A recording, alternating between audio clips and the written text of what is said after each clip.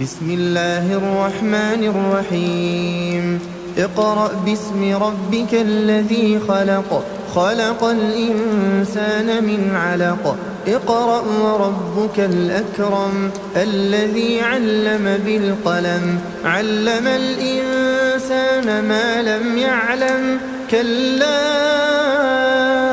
إن الإنسان ليطغى أن رآه استغنى إن إلى ربك الرجعى أرأيت الذي ينهى عبدا إذا صلى أرأيت إن كان على الهدى أو أمر بالتقوى أرأيت إن كذب وتولى ألم يعلم بأن الله يرى كلا لئن لم ينته لنسفعا